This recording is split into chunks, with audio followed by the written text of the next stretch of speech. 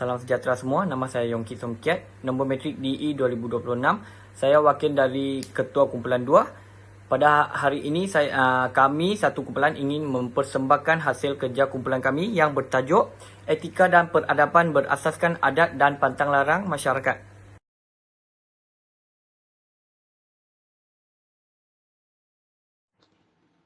Saya Nur Amira Syafiqah akan membentangkan pengenalan.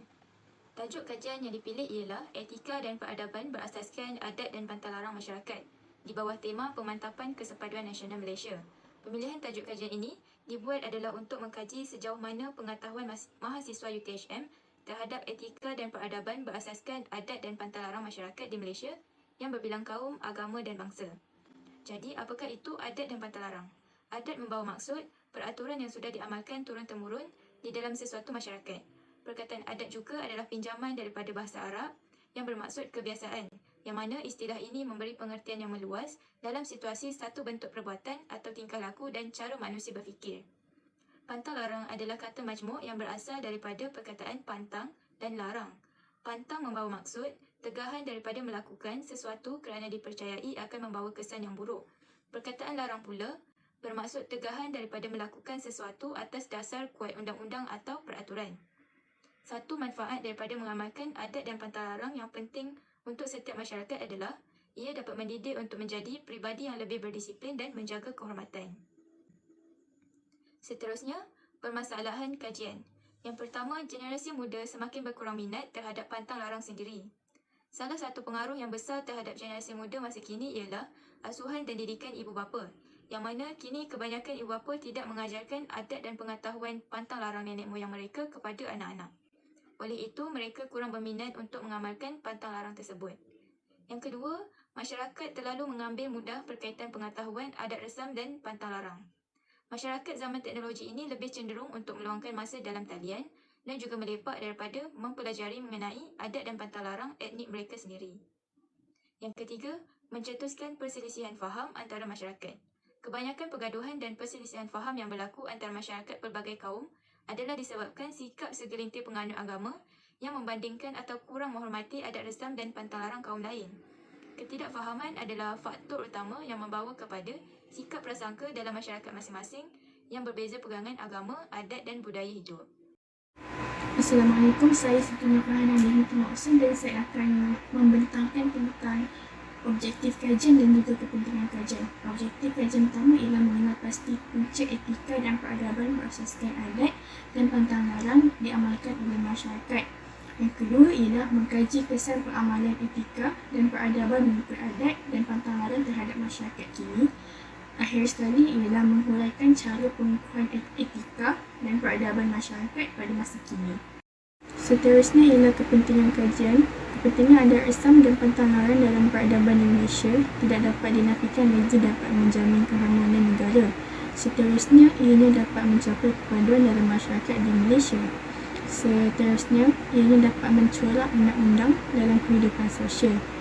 Di samping itu, dapat membentuk masyarakat yang saling hormat-menghormati. Hal ini dapat ditunjukkan melalui penghormatan masyarakat terhadap upacara atau perayaan yang disambut oleh sesuatu kaum yang berbeza dari kaum mereka sendiri. Walaupun bukan perayaan bagi kaum mereka, mereka masih menghormati dan turut sama merayakan bersama dengan kaum yang merayakannya. Akhir sekali, adat resam dapat mengeratkan hubungan kekeluargaan. Adat seperti pulang ke kampung sewaktu musim perayaan dan merawat kubur ketika hari perayaan membolehkan keluarga meluangkan masa bersama. Tradisi ini akan hilang di telan zaman dan masyarakat di Malaysia akan kehilangan identiti sekiranya tidak lagi mengamalkannya dalam kehidupan seharian. Assalamualaikum, nama saya Farhana Alina binti Matahi. Saya akan membentangkan bahagian kajian literatur. Baiklah, antara kajian literatur yang didapati daripada kajian kami adalah masalah generasi muda semakin kurang minat terhadap adat dan pantang larang. Masyarakat terlalu mengambil mudah berkaitan pengetahuan adat resam dan pantang larang dan mencetuskan perselisihan faham antara masyarakat. Untuk kajian yang pertama, ia sebenarnya berpunca daripada ibu bapa sendiri yang tidak memainkan peranan yang sepatutnya dalam mendidik anak-anak mereka tentang adat dan pantang larang. Selain itu, individu itu sendiri perlulah mempunyai kemahuan yang mendalam untuk mempelajari adat dan pantang larang.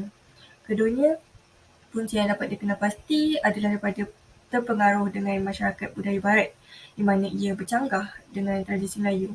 Sebagai contoh, yang dapat kita lihat daripada majlis sambutan hari lahir seperti membakar lilin mengikut bilangan umum. Hari sekali, faktor yang menyebabkan perselisihan faham antara masyarakat adalah disebabkan perbezaan penganut agama. Terdapat segelintir daripada mereka yang tidak suka hidup dalam pelbagai kaum dan agama. Ia juga atas dasar campur tangan ahli politik sehingga menimbulkan kontroversi. Hal ini secara tidak langsung menyebabkan adat dan pertengaran kita terkukat dan pandang rendah. Selamat sejahtera semua, nama saya Yongkit Somkiat. Nombor kad matrik DE 2026 akan membentangkan bahagian subtopik kajian metodologi iaitu reka bentuk kajian dan populasi persempelan. Poin yang pertama iaitu menggunakan kaedah soal selidik iaitu kajian kuantitatif. Reka bentuk kajian adalah penting bagi sesuatu kajian sebagai panduan untuk memastikan objektif kajian tercapai, seterusnya menjawab persoalan kajian. Tujuan kajian ini dilakukan adalah bertujuan untuk mengenal pasti pengetahuan mahasiswa UTHM terhadap etika dan peradaban berasaskan adat dan pantang larang masyarakat di Malaysia yang berbilang kaum, agama dan bangsa. Poin yang kedua iaitu melibatkan 53 orang responden di Fakulti UTHM. Sebanyak 50 Google Form disebarkan melalui aplikasi WhatsApp, Telegram bagi mengumpul data yang diperlukan.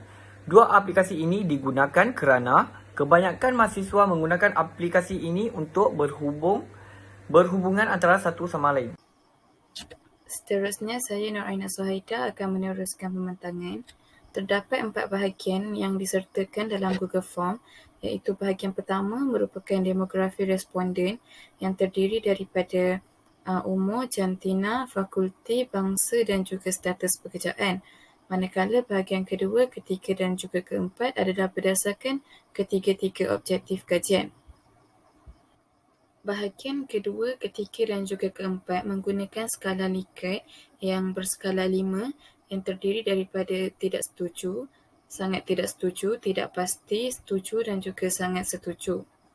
Daripada skala Likert, analisis kajian yang akan digunakan adalah melalui perisian Statistical Package for Social Science SPSS for Windows. Seterusnya, jadual, carta dan juga graf akan digunakan untuk memudahkan proses memaparkan data. Saya Muhammad Syahir bin Mustafa. Saya akan menerangkan mengenai hasil dapatan dan perbincangan kajian. Soal selidik kami merangkumi 4 bahagian iaitu bahagian A, bahagian B, bahagian C dan bagi bahagian A berkaitan demografi responden di mana seramai 53 orang responden telah menjawab soal selidik ini. Rata-rata responden adalah berumur dari 23 sehingga 26 tahun iaitu seramai 84.9%. Seterusnya, responden adalah berlainan jantina, bangsa, fakulti dan berbagai status pekerjaan di mana seramai 62.3% responden adalah daripada mahasiswa UTHM iaitu peratusan paling tinggi dan diikuti pelajar institusi lain. Untuk bahagian B pula mengenai objektif pertama iaitu mengenal pasti punca etika dan peradaban adat dan pantang larang diamalkan oleh masyarakat. Purata min bagi analisis bahagian B di tahap tinggi iaitu sebanyak 4.08. Rata-rata responden bersetuju bahawa masyarakat yang tidak beradab adalah punca etika dan peradaban berlaku berasaskan adat dan pantang larang yang diamalkan oleh masyarakat. Dalam era kemodenan ini, pantang larang masyarakat pelbagai kaum merupakan sesuatu yang dianggap lapuk dan sudah tidak boleh dipakaikan lagi. Pantang larang merupakan kepercayaan masyarakat pada zaman lampau berkaitan dengan adat dan budaya warisan nenek moyang. Hal ini demikian kerana kebanyakan penduduk pada masa kini tidak lagi berpegang kepada prinsip hidup iaitu saling hormat menghormati antara satu sama lain, terutamanya dalam pelbagai adat dan pantang larang setiap kaum di Malaysia. Assalamualaikum warahmatullahi wabarakatuh. Saya Muhammad Faisal Irwan dan seterusnya ialah dapatan kajian untuk bahagian C, iaitu mengkaji kesan pengamalan etika dan peradaban mengikut adat dan pantang larang terhadap masyarakat pada masa kini. Purata min bagi analisis bahagian C adalah di tahap yang tinggi iaitu 4.41 dan majoriti responden bersetuju dengan kesan pengamalan etika dan peradaban mengikut adat dan pantang larang dalam masyarakat kini. Rata-rata masyarakat tidak mengira bangsa dan agama amat menghormati pantang larang dan adat resam masing-masing. Seterusnya bahagian D iaitu analisis cara pengukuhan etika dan peradaban masyarakat pada masa kini. Purata min bagi bahagian D iaitu 4.57. Majoriti responden sangat bersetuju dengan cara pengukuhan etika dan peradaban masyarakat pada masa kini. Ibu bapa merupakan watak sangat penting bagi penerapan tentang peradaban dan pantang larang. Saya Nur Arifah Hanim akan meneruskan pembentangan dalam bab 5 iaitu mengenai rumusan, cabaran dan cadangan. Jadi rumusan bagi kajian ini adalah adat dan pantang larang sepatutnya diamalkan dan wajar dipelihara dan dijaga kerana dengan itu ia dapat mewujudkan keharmonian dan kesejahteraan dalam sesebuah masyarakat, kaum, bangsa dan juga negara. Seterusnya, terdapat beberapa cabaran yang dihadapi oleh para pengkaji semasa menjalankan kajian. Yang pertama, para pengkaji tidak dapat berjumpa dan bersemuka berikutan keadaan COVID-19 di Malaysia. Seterusnya, para pengkaji menghadapi cabaran untuk membahagikan masa dengan efektif bagi menyelesaikan sesebuah kajian. Kesimpulannya, sebagai pengkaji, kita perlu bijak dalam menghadapi dan mengawal sesuatu situasi yang detail agar sesebuah kajian dapat dijalankan dengan baik. Akhir sekali, terdapat beberapa cadangan yang boleh diambil perhatian dan dijadikan rujukan oleh pengkaji yang akan datang. Yang pertama, para pengkaji akan datang boleh menggunakan kaedah kuantitatif iaitu dengan cara tinjauan soal selidik secara dalam talian seperti Google Form. Dengan menggunakan kaedah ini, hasil dapatan kajian dapat dinilai dengan lebih mudah dan efektif. Seterusnya yang kedua, para pengkaji akan datang sebolehnya memperbanyakkan jumlah responden. Hal ini dapat membantu untuk mendapatkan kajian yang lebih menyeluruh dalam sesebuah lokasi dan kumpulan tinjauan.